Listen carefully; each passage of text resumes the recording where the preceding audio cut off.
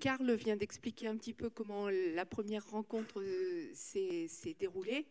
Alors, en même temps, il faut dire que nous, dans les établissements d'enseignement agricole, on nous a parlé, on nous a proposé donc le plan Produire autrement et le programme, et le plan Enseigner à produire autrement, hein, qu'il fallait essayer de décliner dans nos lycées. Donc, en fait, c'est la conjonction, c'est aussi ce facteur-là qui a fait qu'on a donné quelques moyens aux établissements de s'impliquer à travailler dans une démarche agroécologique, tant sur les fermes des lycées que dans le cadre de l'animation du territoire. Donc, la première journée s'est donc déroulée. Karl vient d'illustrer cette première journée. Alors, cette première journée, donc, elle s'est passée un petit peu sous cette forme-là, sous forme d'atelier de terrain, où donc on a rencontré beaucoup d'acteurs du territoire. Il y avait plus d'une trentaine d'intervenants, et où les apprenants et les enseignants étaient donc sur des ateliers de terrain à confronter des points de vue, à échanger, à observer. Donc ça, c'était déjà une première démarche qui était intéressante parce que finalement, l'élève et le prof étaient dans la même situation en gros. Alors, les enseignants donc, ont pu bénéficier à ce moment-là aussi d'une formation finalement. Et c'est quelque chose qui est quand même très important parce que dans ce plan Enseigner à produire autrement, l'axe former les formateurs est un axe déterminant. On en a parlé aussi ce matin. C'est important pour que les formateurs, les enseignants aussi, évoluent dans leur pratique. Donc on a bénéficié, nous autres profs finalement, de toute cette interaction qui existait sur le territoire, avec les acteurs du territoire et sur des fermes qui étaient à côté de chez nous et sur lesquelles, dans la plupart des cas, nous n'avions jamais mis les pieds, de toute façon. Alors, cette journée, elle avait quand même un point faible, même si ça a été une réussite par ailleurs, elle avait quand même un point faible, c'est que comme le montre la photo, on était quand même assez passifs et nos jeunes, ils étaient plutôt passifs. Donc, quand on a décidé d'organiser la deuxième rencontre, on est parti du principe qu'il fallait mettre les jeunes en action et on est aussi parti du principe qu'il fallait s'adresser aux primants entrants dans la formation agricole, c'est-à-dire aux élèves qui arrivaient de 3e et qui n'avaient jamais ou très peu entendu parler d'agroécologie. Et on s'est dit, il faut profiter d'un temps fort pour démystifier un petit peu ces questions autour de l'agroécologie et que leur montrer finalement, leur montrer des choses qui étaient plutôt très concrètes, de ne pas rester sur du concept. Donc on est parti avec cette idée-là. Alors ça s'est organisé de la façon suivante. Chaque classe qui a participé des différents établissements qui s'étaient engagés dans cette démarche-là, donc chaque classe a choisi une thématique et a analysé une problématique. Donc sur les thématiques abordées, il y avait l'eau qui s'est déclinée sous différentes formes, le reméandrage de cours d'eau par exemple, la gestion des effluents. On a traité de biodiversité avec l'introduction de haies, de semences paysannes, donc avec le tri et la fabrication de semences de tomates par exemple. On a traité également de déchets agricoles. Voilà, donc il y avait un ensemble de thèmes. Et chacune des classes qui s'étaient engagées à participer à cette action-là a traité cette thématique. Et le but, c'était que chaque classe arrive à faire une restitution aux autres classes. Donc, pour arriver à faire ça, ça a nécessité que toutes les équipes enseignantes se mobilisent et qu'elles aillent aussi chercher les partenaires sur le territoire pour enrichir l'analyse des problématiques qu'ils avaient définies. Donc, on a pu contacter des intervenants de la DEAR, des intervenants de la Maison de la Semence, des intervenants de l'ARDAB, des intervenants de la Chambre d'agriculture aussi, des intervenants des associations environnementalistes, la FRAPNA ou le GDAFAL, dont on a parlé tout à l'heure à travers l'AFL. Donc tous ces acteurs sur le territoire ont contribué à enrichir l'analyse des apprenants et aussi, du coup, toujours au passage, la formation des profs. Bon.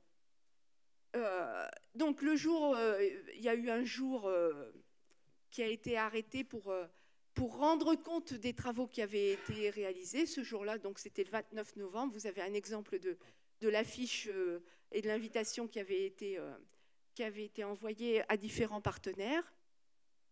Et donc ce jour-là, des élèves expliquaient à d'autres élèves ce qu'ils avaient découvert à travers les thématiques, enfin à travers les problématiques qu'ils avaient traitées. Donc on avait mis finalement les élèves en tant qu'acteurs, en tant que profs aussi finalement, et par un savant jeu de tour de rôle finalement, on a réussi à faire passer chaque élève comme présentateur de ce qu'il avait réalisé et aussi comme auditeur de 3 ateliers autres que celui qu'il avait travaillé. Donc tout ça, ça a été très, très riche et ça a créé une grande émulation auprès des jeunes déjà. Et puis ça a satisfait aussi les enseignants qui avaient finalement, qui ont eu pratiquement beaucoup plus de facilité à faire passer des notions un petit peu compliquées et notamment ce concept d'agroécologie. Alors, autour de... Il y a un point qui était, donc ça c'est une deuxième illustration qui montre la présentation des élèves à d'autres élèves. Il y a un autre point qui était très important aussi pour nous au cours de ces journées, sur la première également, c'était de travailler la question des repas. La finalité de l'agriculture, c'est une des finalités importantes, c'est quand même de faire à manger bon si possible et en quantité suffisante, mais bon, il n'y avait pas de souci de ce côté-là. Pour ce repas, les équipes de cuisine des établissements ont été grandement impliquées et ils l'ont fait très volontairement. Et ça, c'est quelque chose aussi qui est très important pour nous, c'est d'impliquer l'ensemble de la communauté éducative dans les établissements pour montrer que la démarche agroécologique, elle n'est pas seulement au niveau de l'enseignement, elle n'est pas uniquement non plus au niveau de la ferme, elle est aussi à la cantine, à savoir choisir des produits bio, des produits locaux, de le transformer et puis de le mettre à disposition avec le moins de déchets possible. L'équipe de cuisine a aussi souhaité investir une classe pour la préparation de ce repas et pour le conditionnement de ce repas, de façon à ce que la cohérence de toute cette démarche, elle soit vraiment mise en évidence pour la plupart des élèves de l'établissement et aussi pour la plupart de tous les partenaires qui étaient avec nous. Il y avait les producteurs donc, qui ont fourni les produits et puis il y avait aussi tous les intervenants qu'on avait sollicités pour ce jour-là, à qui on démontrait aussi notre capacité à agir, à accompagner dans cette démarche agroécologique. Donc, ce temps de repas, donc, ça a été un temps important. Alors, donc, ce que cette journée a apporté, donc, finalement, au lycée et à l'ensemble des partenaires, d'abord, c'est pour la plupart des EPL, c'était important d'intégrer des nouveaux réseaux d'acteurs et d'aller chercher auprès de ces acteurs de la formation.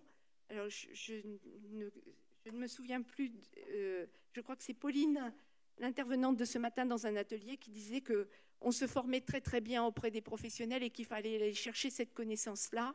Donc, on rentre complètement dans cette démarche. Donc ça, c'était un point important. Le deuxième aspect très important, c'est qu'on a réussi à ramener autour d'une action différents acteurs qui n'avaient pas forcément l'habitude de travailler ensemble. Donc avoir avoir l'ADAR, avoir des chambres d'agriculture, avoir des associations de consommateurs, tout ça pour travailler autour de la question agricole, et bien finalement ça a donné de la richesse et ça a presque mis tout le monde sur un chemin qui est un peu dans la même direction. Donc ça c'est à notre sens quelque chose de très très positif. Et puis autre point qui est surtout lié à l'enseignement, au métier d'enseignant, c'est que on s'est mis en situation d'accompagner nos élèves et non plus d'être simplement le prof qui donne un cours. Et ça, c'est plutôt c'est quelque chose qui est très très important aussi. Voilà pour le bilan. Au niveau des perspectives, donc c'est la dernière. Donc au niveau des perspectives, alors bien entendu, on a l'idée de poursuivre ces actions qui associent élèves et professionnels. Et cette année, donc, notre premier copil de l'organisation de la prochaine journée a eu lieu il y a 15 jours. Et l'idée, c'est de rendre en fait nos élèves de l'enseignement agricole un petit peu ambassadeurs des métiers de l'agriculture. Et chaque établissement a comme mission d'aller chercher un établissement de l'éducation nationale et de travailler de la même façon et de construire une journée qui sera peut-être similaire ou pas. On ne sait pas encore parce qu'il faut la construire. Donc ça, c'est la première idée sur les journées agroécologie. Et au-delà de ces journées qui sont vraiment destinées aux apprenants, c'est de participer à l'accompagnement aussi des porteurs de projets en prenant appui sur les fermes pédagogiques des EPL. Alors Karl signalait tout à l'heure déjà que nous étions partenaires sur un certain nombre d'actions. Ça veut dire tout simplement renforcer ces actions. On a parlé des plantes aromatiques, on a des tas de sujets en commun sur lesquels on peut travailler. Et puis le dernier point, c'est vraiment d'entrer dans des dynamiques collectives de production, surtout pour nos fermes des lycées, tant sur l'aspect transformation, commercialisation, sur l'aspect consommation aussi, et d'apporter toutes ces valeurs qui peuvent véhiculer à travers de l'agroécologie dans ces domaines-là, parce que c'est vrai qu'au niveau de l'enseignement agricole, parler de produire autrement, des fois on n'a pas encore bien compris que ça veut dire aussi consommer autrement ou commercialiser autrement. Donc l'idée plus localement, c'est vraiment de réfléchir au projet alimentaire territorialisé. Alors bon, j'ai écrit démocratie alimentaire. Voilà, l'utopie, c'est tout ce qu'on ne tente pas. Donc essayons. Voilà.